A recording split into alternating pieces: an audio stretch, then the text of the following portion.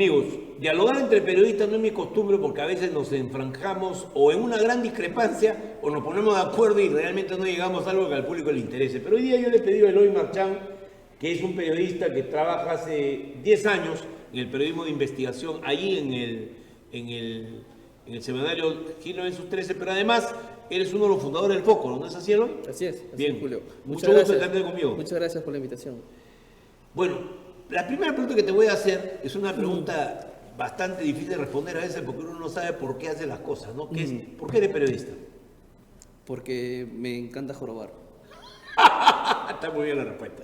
Efectivamente, ¿no? O sea, así como hay los poetas siniestros que le valoran los versos de amor a toda la sociedad, o los aves de mal agüero que siempre existen en tu promoción del colegio y valoran la fiesta de promoción, los periodistas somos algo así. Sí, somos los espesos, los aguafiestas, somos los angurrientos, pero ese es nuestro trabajo, ¿no? Porque si fuésemos cadenita de oro, nos llevaríamos bien con el poder, seríamos amigos de medio mundo, o el amigo de todos, como dicen, no seríamos periodistas, ¿no? Claro. Nosotros estamos en la otra orilla del Somos poder. como una especie de profetas, ¿no? Que hablamos de aquellos temas que a veces son indeseables para los que están manejando la grilla en la sociedad, ¿no?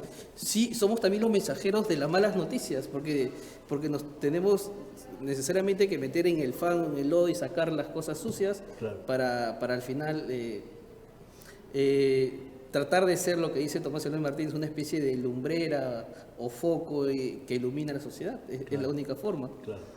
Ahora, ¿tú no crees que sin embargo hay ahora en el Perú un conflicto también fuerte, ¿no? Porque los medios acogotados por la falta, no hablo de, por supuesto, los periódicos donde tú trabajas ni los medios que tú trabajas que son alternativos, pero los medios grandes, acogotados por la falta de publicidad estatal, es la leyenda urbana, no sé si será cierto, que el gobierno, si tú miras las cifras últimas, las cifras que el comercio ha dejado de percibir, la propia República, varios medios han terminado creándoles un problema económico muy grave. ¿Tú crees que el conflicto es un conflicto económico o es un conflicto de conceptos entre la prensa grande y el resto de...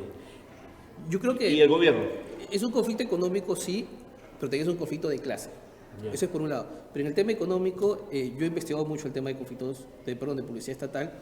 He hecho reportajes hace, no de ahora, he hecho hace 8 años. Claro. Los ingresos que reciben estos grandes medios por publicidad estatal es muy poco. Exacto, es como el 10%. ¿No? Sí, es alrededor del 10%. Es una 10%. leyenda urbana en buena cuenta. Es una leyenda urbana. Pero que ellos la levantan también, ¿no? Pero sí, pero es económico pero el 90% ¿de dónde viene la publicidad? Es publicidad privada. Entonces, claro, al final, más que publicidad estatal propiamente, responden a ese 90% que son sus anunciantes. Ahora, Telefónica, pero escucha, BCP, etc. Sin embargo, yo tengo no tengo la evidencia científica, técnica de una investigación, pero te suelto un dato. Hay unas 4 o 5 agencias de prensa muy grandes en el Perú, de las cuales unas 3 son las más relevantes. Midensa, Llorente y Cuenca, y no me acuerdo la otra, pero en fin. Esas agencias son las que distribuyen a veces los guiones casi igualitos que vemos en los medios de comunicación, sobre todo televisivos. No digo que sea todos los días ni a todas, pero sí hay una presencia de esa parte del negocio que se ha vuelto significativo para suplir la falla que también ha tenido, porque la industria de los medios de comunicación ha tenido problemas muy graves por la pandemia, la pospandemia, por el problema de que tienen costos subidos en muchas áreas que antes no los tenían, y el hecho de que además, como empresas, son demasiado tradicionales, o sea, los tipos no están metidos lo suficiente en lo digital. Por ejemplo, La República, que es un diario que a mí siempre me gustó, ¿te has suscrito a La República digitalmente? No tiene suscripción digital. Pues, ¿en qué están? O sea, o es que el negocio es muy malo por ese lado, o simplemente no hay una atención al tema, teniendo una tremenda estructura de prensa digital, porque ellos son uno de los fuertes del negocio, ¿no? Pero recuerda, Julio, que la República está subvencionada, ¿no? Claro. Subvencionada por los negocios de la familia Mome. Claro. O sea, coincido muchas cosas con la República a nivel político, a nivel periodístico, pero los hechos son los hechos. Pero está dentro del capitalismo, para hablar así, es término muy burdo, ¿no? Está subvencionado una parte por el negocio familiar de los Mome, el negocio que básicamente permite soportar todo. Constructor, y por otro lado está este regalo que le cayó de los cielos de Canal 4, ¿no? Claro. O sea, de eso vive el diario de la República. Y el comercio, porque el comercio siempre ha sido una gran pregunta, ¿no? Porque el comercio es una cosa muy especial. Yo tengo un amigo que trabajó ahí en distribución y me estaba contando el otro día en una cena de amigos, ¿no? Me estaba contando un poco la historia que él pasó, ¿no? Cómo habían 420 Quesada cuando llegó un nuevo administrador con él, que fue Juan Carlos Pardo de Selva, ¿no? Procela creo que es, ¿no? Pardo, ese que se apellida Pardo, ya, que entró y estuvo 20 años y Sí. puso orden. Y dice que Pardo al final no pudo con la familia, porque eran 420 en la planilla del comercio. Creo que ahora quedan como 40, pero son los más caros de todo lo que ellos tienen que pagar. Entonces, en momentos de crisis, ese diario, ¿quién lo ha salvado? O sea, ¿cómo es que ese diario sobrevive en medio de que le faltan lectores? O sea, para empezar, tú debes saber que el comercio jamás tuvo más de 100 lectores en coma, por ejemplo, ¿no? O sea, hay lugares del Perú y ciudades del Perú donde ellos no llegan, no son parte de la realidad de la gente. Entonces uno se pregunta, ¿esos temas de circulación a qué se deben? Que son parte de su problema económico también. Son los otros negocios que tiene el comercio, ¿no? O sea, no es el negocio periodístico Ya en sí. no, el comercio dejó de ser un medio periodístico, lo que es un holding empresarial. Ya. O sea, así hay que empezar a ver. Son los negocios inmobiliarios que tiene, son los negocios televisivos. Los colaterales. Los No son colaterales, son los negocios principales, ¿no? Y claro, ambos van a ser los negocios principales, Claro, claro. claro. Cuando hablamos de la familia Miro Quesada, o sea, ya no hay que referirnos como una familia del negocio periodístico, ¿no? Lógico. Es un negocio, es una familia que tiene negocios por todos lados. O sea, hay que compararlo con los de Romero, con los Rodríguez Pastor, etc. Mira, lo que está, amigos míos, por supuesto, Paco es un tipo honorable y su padre también, o sea, no todos son tan pecadores como son el grueso de la familia. Un día me llamaron y me querían que yo me haga cargo primero de Somos, pero estaba este gran escritor, ¿cómo se llama? Que ha sido el director muchos años, Fernando Ampuero. Y yo me negué, ¿no? Porque yo sabía que Ampuero estaba enfermo de cáncer y que era una situación muy difícil para él y yo no quería ser un agente de un cambio así, ¿no? De ninguna manera. Entonces luego me propusieron ir, todavía no aparecía Hume en escena, ir a dirigir Canal N. De eso sí me entusiasmó porque yo venía de la radio, la prensa escrita, pero quería meterme en la televisión. Y resulta que un día de esos, Paco, que era tan informal, me llevó así después de un desayuno de amigos, ¡pum! Me mete en una sesión de la Junta de Accionistas del Comercio, no podía creerlo. Y delante mío aprueban comprar otra rotativa. Cuando ya habían sacado una evaluación que les había hecho una compañía internacional de que el negocio periodístico de prensa impresa no tenía futuro.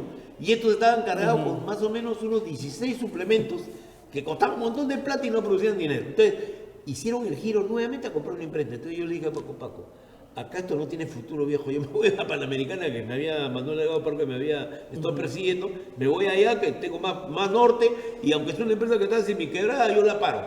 Y me fue muy bien. Pero te cuento la anécdota para que te ilustres cómo la familia imponía la lógica, que ha sido la fatalidad también del comercio. Una vez, en algunos momentos, ¿no? Base su prosperidad, ¿no? Y la fatalidad ha venido por el lado de, ¿no? Y la fatalidad de los periodistas también, porque, Claro. porque muchos periodistas, tengo amigos que, o sea, es la lógica de la redacción. Claro. Estamos en el comercio. Claro. O sea, acá mandamos, estamos en la cumbre. Si no salió en el comercio, no No va. es noticia, sí, esa era una frase común, claro. Entonces, claro, y hay muchos periodistas que se han burocratizado. O sea, cuando llegas al comercio, en vez de empezar a hacer periodismo de verdad, lo que haces es una especie de, te vuelves servilo mayordomo de los Miro Quesada y lo otro del poder y también te aburguesas. Terminas siendo un periodista aburguesado cuando llegas al comercio, por eso que... O sea, el estatus termina dominando y te vuelves, tú que eras un muchacho sanmartino, ¿no? De clase media baja y todo, te vuelve ya ¿no? Un burócrata, claro. Ahora, sin embargo, hay que reconocer que, mira, por ejemplo, hasta gente como Paredes Castro, que es un tipo que a veces puede ser repudiable por las opiniones que da, no es el caso de Guerra, ¿no? Pero el caso de él, sin embargo, es un tipo que tiene una historia respetable, ¿no? O sea, desde el cuadro, digamos, de un desarrollo profesional, ¿no? Yo considero una conversación con él siempre una conversación en la cual tú logras sacar, claro, su visión conservadora, eso es, se formó en esa vaina y no va a salir de ahí, Claro. pero digamos, dentro de eso también hay lo que tú dices, pues, o sea, una carga de felipillos que se han ido armando por la manera como se ha manejado la empresa, que no tenía una jerarquía profesional, que eso está bien. Tú sabes que en el periodismo la jerarquía además casi no existe, es horizontal. Y ahí se produce lo que pasa con la familia, que es imponer la cultura de la familia, la subordinación a algo que no es profesional y que termina pues creando lo que tenemos ahí. Lo mismo pasa en Expreso, ¿no? Expreso claro, también. claro. ¿no? Te cuento, yo estudié con Aurelio Arevalo, el director del comercio, Ya. es mi promoción Ya. en la de Lima, y yo veía a alguien más de centro, Claro. alguien socialdemócrata, se puede Claro. decir en algunos aspectos, pero como está dirigiendo el comercio ahora, es un diario tirado íntegramente a la derecha, ¿no? Claro. Al empresariado. Pero al Entonces, fanatismo, porque es inclusive- el peso de la familia. Pero es el además peso de la familia. va, para terminar con este tema, ¿no? va siendo un periódico que además tiene un fanatismo ideológico que no se da pues en la prensa incluso de América Latina, quizás el Mercurio a veces, pero realmente el grado, porque tiene muy buena prensa en algunas cosas, hay que reconocerlo, pero tiene una línea editorial que es fatal. La unidad de investigación que dirige Graciela Villasís del Comercio es, No, pues o sea, es una agencia, es la agencia de prensa del Ministerio Público. Claro, Y no solo eso, además es una unidad de investigación ad hoc contra Castillo. Sí, O sea, para ellos una vergüenza. el Congreso no existe. Me da pena porque yo fui asesor del 8 Iberico y nosotros hablamos con la gente decente que siempre ha habido en el comercio y logramos que esa gente apoyara la gesta de revelar el video de Curi Montesinos, Claro. que casi le cuesta la vida a él. Yo soy testigo de ese proceso y la verdad es que desde el punto de vista de aquel evento, ellos se portaron muy bien, porque hicieron el seguimiento del caso Montesinos. Sí. Probablemente había también intereses de ellos, también se habían metido con ellos, etcétera, pero también estaba papá Miro Quesada, papá Paco, estaba al frente. Y los viejos parece que han sido siempre gente con una mentalidad conservadora, pero mucho más derecha, ¿no? Lo que pasa es que uno puede tener su ideología. Claro. La mía es más o menos conocida. Yo me declaro un socialdemócrata, pero cuando hago mi trabajo periodístico, el periodismo es periodismo, la noticia es la noticia, la investigación es la noticia, los hechos son los hechos. Y no ¿Cuál se es puede la tapar. noticia, o cuál es, yo te voy a decir después lo mío, ¿no? Pero cuál es la principal, la experiencia que te ha marcado para toda la vida en el trabajo periodístico? O sea, de todo lo que has hecho, ¿qué es lo que tú consideras más meritorio, sin halagarte, por supuesto, ¿no? Digamos, pero que sea, digamos, lo que a ti te ha llenado de mayor satisfacción. ¿Qué cosa? ¿Cuál de las denuncias? ¿Cuál de los hechos que has investigado? Varias. Ahora, eso siempre tiene un sabor agridulce, ¿no? Sí, Porque hay sí. la parte agria de los daños que también uno causa a las personas a las cuales está desenmascarando, porque no siempre es muy bonito irse a la cárcel, ¿no? Pero también la victoria que significa moral, ¿no? Para imponer en el país reglas diferentes. Y además como periodista, se siente cuando publicas un reportaje, dañas a una familia, o sea, hay un daño colateral. Claro. Pero bueno, los hechos son los hechos y o sea, tengo que tener el foco bien claro que es el Nuestro interés deber es ciudadano. hacia la opinión pública. Sí, claro. No Entonces, es hacia los individuos. Lo siento mucho, Claro. pero por ejemplo, la cobertura que hice de Mari Carmen Alba, por ejemplo, Claro, ¿no? claro. Creo que es una de las últimas noticias que creo que se trabajó bien, Demostrándola se hizo como bien. personaje, dices tú. Sí, Y sus tropelías saqué en- lo de España, lo que ella fue a hablar Claro. mal del gobierno y del país en ¿Y España. quién te pasó el soplo? ¿Ya se puede decir o todavía? No se puede decir. Eso, Ya. yo sé que ella castigó a gente que ella sospechaba que era la Y fuente. tú sabes que lo de los soplos es una cosa bien grave, porque si tú sueltas la información te puede pasar Sí, muchas claro, cosas no, malas. muero Yo como tengo, periodista, yo muero tengo un como caso, periodista. yo fui fundador y era el gerente general de Radio KN y dirigía toda la parte periodística. Una estación de radio que competía con radioprogramas heroicamente en los años 80, más tirada hacia el centro izquierda, una posición así, ¿no? Progresista. Y resulta que un día viene uno de mis periodistas y me trae una grabación de Alan García. Después de una conferencia de prensa, Alan suelta la famosa frase: hay que exterminar a la clase media, que valía oro desde el punto de vista informativo. Y este gallo la trajo, por supuesto, cumplió con todo el trámite en el medio, pero pucha, la tentación de entregarla era tremenda. Entonces yo agarré y le requisé la cinta, ¿no? Y no sé cómo habían sacado una copia. En un momento de descuido mío, en algún lado habían sacado la copia. Y esa copia sale en Oiga, en primera plana. Vamos a exterminar a la clase media, ¿no? Y sale Borea denunciando a Alan García por eso, que le tenía una bronca tremenda. Y causó un problema político tremendo. Entonces Alan se dedicó, ¿tú sabes cómo era Alan? Pues, no sé si Claro, era claro, obsesivo. obsesivo. Entonces, a mí, cada vez que me veía, me lanzaba de indirecta, porque como yo había trabajado con Alfonso Barrata, él me conocía, ¿no? Y resulta que él montó toda una operación. Y gracias a Dios, yo me volví cómplice de su secretario de prensa y yo le dije: mire, hermano, ha sido uno de mis periodistas, por supuesto, pero yo no voy a dar su nombre. Entonces, ¿qué prefieres? ¿Que yo me vuelva enemigo de ustedes? Espérate lo que pasó. Y me dijo: no, pero tienes que cumplir porque Alan García no merece. Pues bien, entonces no acepté ningún tipo de chantaje, ni que tengamos que dar publicidad, ni esas cosas. Y resulta que un día me cierra la radio. ¿Cómo fue? Apagan la luz ¿cómo se llama? De mi estación que quedaba en la Colonial, ¿no? Súbitamente desaparece y me meten una cobranza coactiva que era falsa por la luz eléctrica. Y el papá, el tío de Alan García, o el papá de alguien, era Roncero, que era Claro, Roncero. su tío, creo que era, Claro, ¿no? sí, su Que tío. era el gerente general de la empresa de luz. Entonces nosotros nos reunimos. ¿Cómo reaccionamos? Y entonces Alan se iba a Montevideo ese día, ¿ya? Y entonces yo agarro y me llamo por teléfono a Uruguay a unos amigos periodistas que habían venido a transmitir el fútbol, que ya los conocía. Y entonces les pido que por favor reaccionen, publiquen la denuncia nuestra con un comunicado que mandamos, todo. Cuando Alan llegó a Montevideo, viejo, aparecía Alan García cierra Radio Claro. Perú. O sea, en todos los diarios, porque estos patas eran pues periodistas influyentes. Y Además fue era tal noticia, la- además era noticia. Fue tal pero fue tal digamos, la fuerza de eso, que me llamó él mismo ya, y me dijo, oye, Julio, disculpa, acá había un error, no sé qué ha pasado, ya se hizo loco, ¿no? Le dije, presidente, no hay problema. Y me repuso la luz, y de ahí nunca más se metieron conmigo, porque teníamos ya en nuestros antecedentes varias hazañas periodísticas, como revelar el tema de la huelga policial y otras, por las cuales ya nos querían agarrar de alguna manera el gobierno. Pero lo que quiero decirte es que hay también en el medio, en el trabajo que hacemos nosotros, un alto riesgo. O sea, tú lo sabes, y ese riesgo va contra tu familia, contra tu seguridad, contra una serie de cosas. Entonces, la pregunta es, ¿vale todo ese riesgo? Yo creo que sí, yo creo que sí. Por eso yo trato de mantener alejado mi vida Personal. mi vida personal, ¿no? Claro. O sea, soy yo soy el periodista, cualquier Claro. cosa, yo o sea, enfréntense conmigo, ¿no? Claro. Y así ha sido, ¿no? O sea,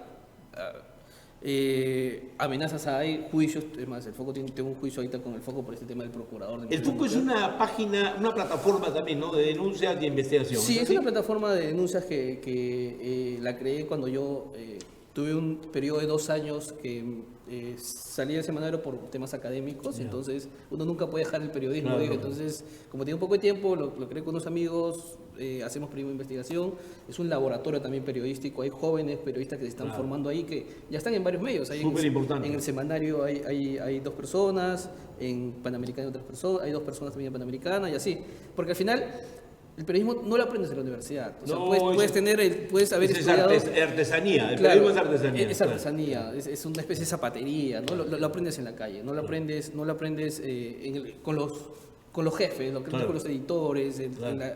en la noticia. Y eso es lo hermoso del periodismo, ¿sabes qué es? El horizontal, que Sí. viene, digamos, de ser las unidades de producción periodística todavía no han sido transformadas por la globalización de la manera tan radical que a veces ocurre. Está pasando, pero todavía la relación entre los periodistas es una relación horizontal. El jefe es más que nada un referente, más que un jefe vertical que te impone reglas. No sé cómo será Hildebrand, pero yo por lo menos siempre he practicado el periodismo así, ¿no? Pero ahora hay una modificación que está pasando a Sí. nivel mundial que ya llegó acá, es estos periodismos asociativos. O sea, ahora ya Claro. no hay una especie de el dueño, el Claro. director, abajo los reporteros, ¿no? Una forma cooperativa de periodismo. Más claro. cooperativa, Más ¿no? cooperativa, Que claro. sucedió en España. O sea, Claro. los medios ahorita que están impulsando el periodismo son casi Claro, cooperativos. por ejemplo, Acá, Ojo la Público. clave que saca Pablo Iglesias y otros son medios Claro, así, ¿no? claro. Ojo Público, por ejemplo, son Sí, tres, sí, ahora sí. son 3 periodistas y hay otro grupo. El Claro. Foco son una asamblea de 6 periodistas. Yo soy Ya. el presidente, pero Claro. son 6 periodistas.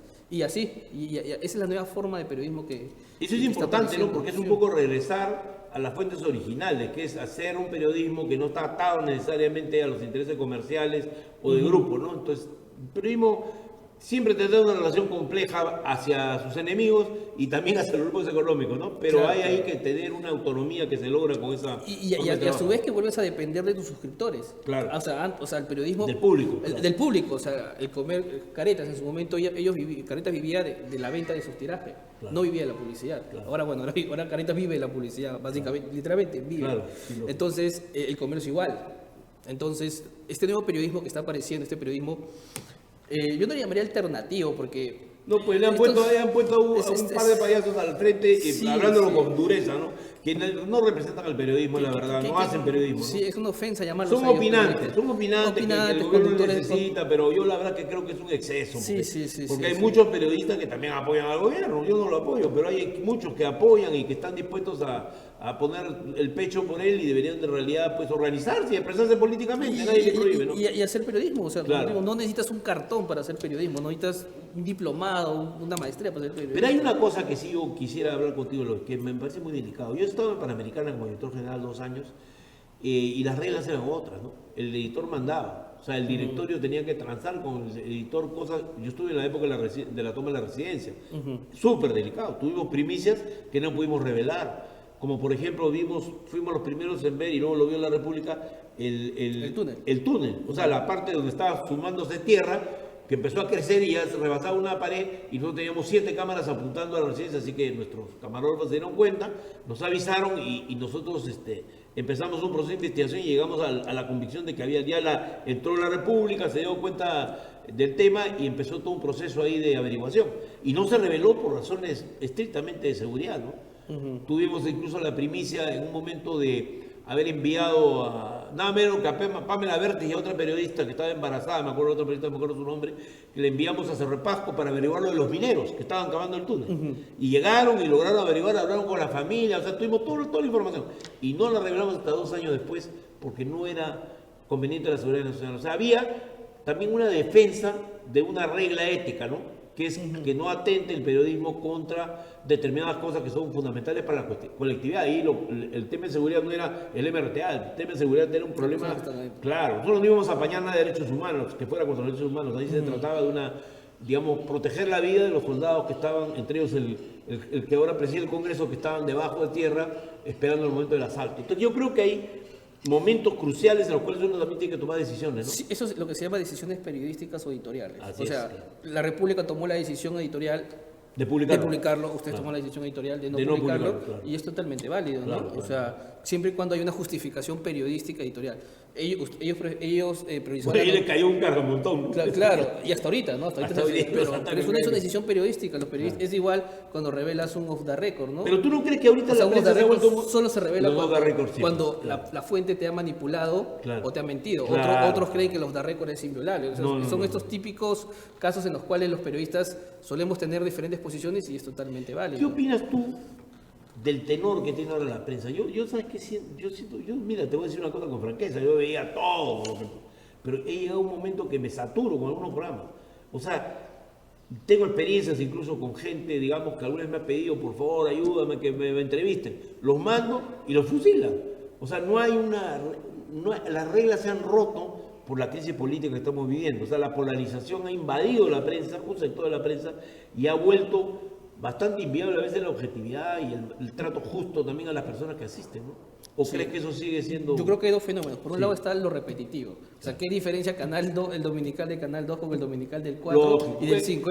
Ahí están las agencias de prensa que son, yo sospecho, Sí, pero no lo puedo probar. Básicamente Sí. es el mismo menú. Sí, claro. Y además ahora hay una especie de periodismo, yo le llamo de periodismo de concolón, Claro. que resulta de que ya la noticia es chiquititita Y la vuelven a levantar. y la una vuelven a noticia que levantar está- sí, sí. entonces claro, el testimonio de Chimabukuro que dijo tal en el Acápite 3 Claro.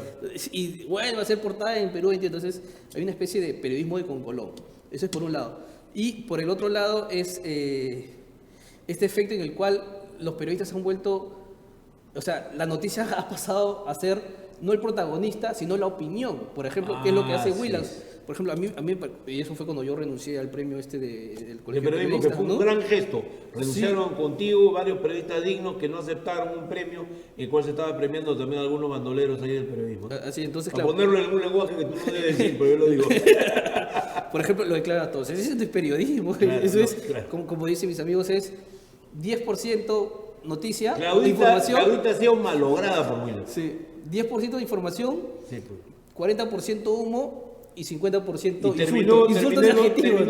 Claro. convocando a un paro. O sea, ya el colmo, ¿no? O sea, bueno, en fin, ya cada uno tiene derecho a destruir su vida y su prestigio. Pero en fin. Claro. Yo lo que voy es, digamos, hay un tema acá de fondo, ¿no? Que es, ese asedio está, sin embargo, haciéndolos perder rating. O sea, esa práctica no los está ayudando a levantar su rating. O sea, es decir, tú tienes 100.000, 200.000 que siguen a Williams como fanáticos. Ese es todo el público que termina siendo el realmente militante al lado de esa prensa. sí. Y estás perdiendo a todo el resto, ¿o no? Sí, claro, porque no. O sea, está perdiendo a los aburridos, que son más del 70% de la población, y está perdiendo a los que están apoyando a Castillo, que son el 30%. O sea, entonces, ¿en qué estamos? Pero eso es lo que justo dicen ahora el periodismo, esto de formar comunidad, ¿no? Willas ha formado su comunidad Sí, claro. de Willadictos, ¿no? Claro. Que son gente que yo creo que es poca ciudad, o sea, tiene poco de ciudadanía. Es como Fox, ¿ah? Claro, Es claro, copiado de claro, Fox, claro, además. claro, Wong claro. fue a Estados Unidos y se copió de Fox, que es el canal de derecha, pero ojo, Fox ya se dio cuenta que pierden plata y todo, y han cambiado el canal, de un canal fanático, cerrado, con pastores evangélicos y todo, se ha vuelto un canal igualmente de derecha, pero digamos, tiene sus toques de creatividad y de apertura en algunas cosas. Sí, lo igual es una especie de mala creación de lo que se llama periodismo de trinchera. Es una especie de que mezcla Es el Opus Dei periodístico, disculpa que lo diga, yo respeto a mucha gente del Opus Dei, tengo amigos ahí, pero en realidad es ese tipo de grupo religioso cerrado que se ha vuelto en este caso una causa política, ¿no? Claro, claro. Y que todos los recursos están Y destinados lo terrible ahí es que tú ves a tipos tan desdibujados para el periodismo como Beto Ortiz y como Batres, ¿no? O sea, Batres pasa porque no tiene el nivel intelectual para poder ser considerado dentro de la categoría de periodistas, ¿no? Y también él lo reconoce.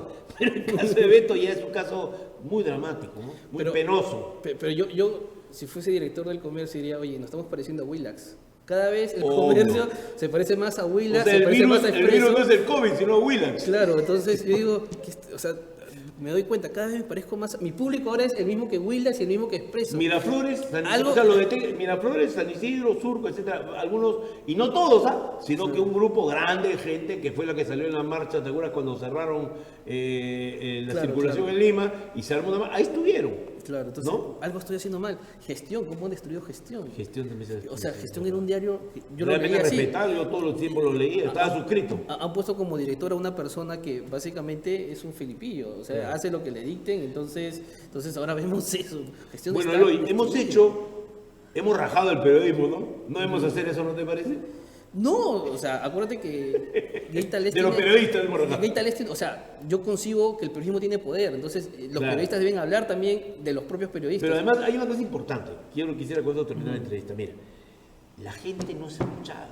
Ujú. Es decir, bastaría que abran su Twitter los periodistas o que vayan a la aldea pública que es el Internet y convoquen foros para que escuchen a la gente y vas a darte cuenta tú que la gente está totalmente en contra de lo que se está haciendo. Apoya a los que luchan por la libertad, aunque sean de derecha, y a los que luchan por la moralización del país, que es algo que desespera a la gente.